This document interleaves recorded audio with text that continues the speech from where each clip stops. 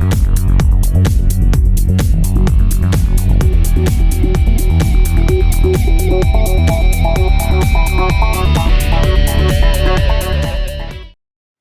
this is H&W Steel with an instructional video on our barrel extension removal tool for the Smith Wesson M&P 1522 rifle. This tool will allow you to remove the barrel extension in order to change the barrel, remove the barrel extension to polish the feed ramp, or to replace a broken ejector. New barrels from H&W Steel will be available soon. The barrel extension removal tool is made up of 6 parts. They are the barrel collar, used for both removal and installation.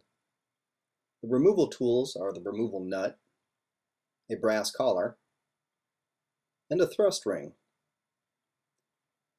The installation tools are the barrel extension cap and the installation nut. And these are the additional tools that you will need.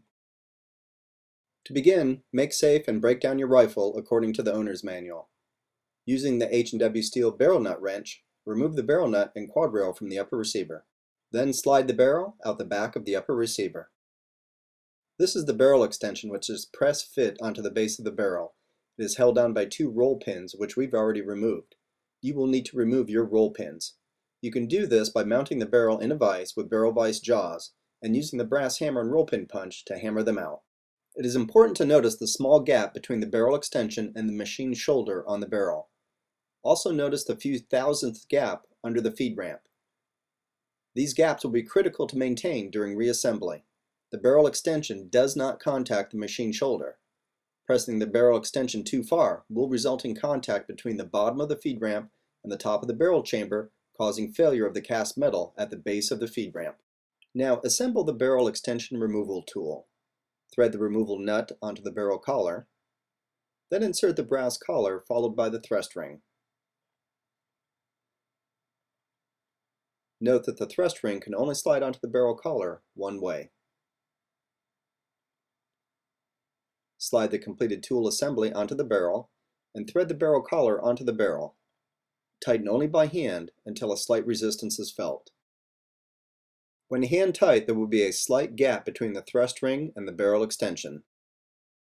You can clamp the barrel collar in a vise. Then using an adjustable wrench, start to unscrew the removal nut. Once the barrel extension is loose, you can finish by hand. With the barrel extension removed, remove the thrust ring, the brass collar, and the removal nut. And unthread the barrel collar.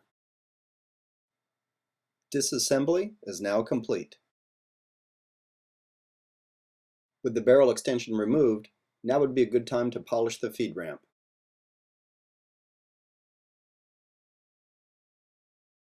Note the top of the barrel, the shoulder, and the notch for the ejector. For illustration, this is the barrel extension shown on the barrel without the ejector in place. Note the notch on the barrel lines up with the notch on the barrel extension to form a square hole. This is the hole where the ejector is positioned during reassembly. Insert the ejector into the barrel extension, noting the orientation. Here are some close-ups to show you how it all goes together.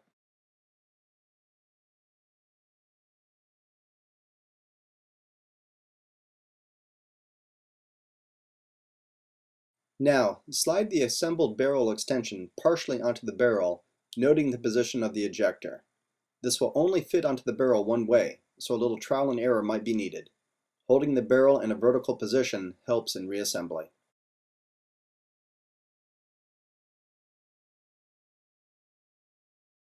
Thread the barrel collar onto the barrel. Again, tighten only by hand until a slight resistance is felt. Place the barrel extension cap onto the barrel extension, noting that it will only fit one way.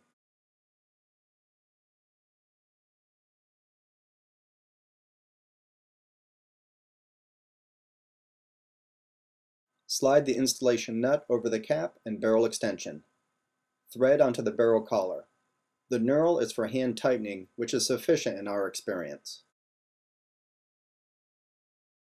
Tighten the installation nut, frequently checking the clearance between the bottom of the feed ramp and the top of the barrel chamber. As the feed ramp approaches the top of the barrel, you should look at the roll pin hole alignment. Remove the installation nut and barrel extension cap to keep checking your clearances and to check the roll pin hole alignment. Recall back to disassembly where we made note of the gap between the feed ramp and the top of the barrel, as well as the gap between the barrel extension and the barrel shoulder.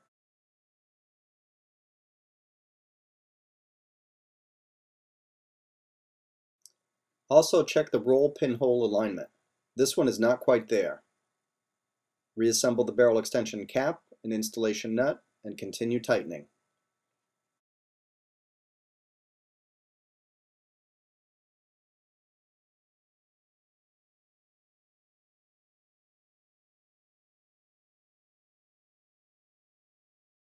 As soon as the alignment is adequate for the roll pins to be inserted, stop tightening the installation nut.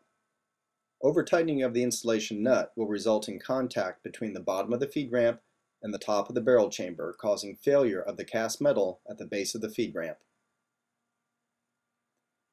Remove the barrel collar and insert the roll pins. Mount the barrel in a vise with barrel vise jaws and use the brass hammer and roll pin punch to completely insert the roll pins. You are ready to reassemble your rifle. Thank you for watching this H&W Steel instructional video. Please visit us online for more of our innovative tools, products, or package specials. Happy shooting!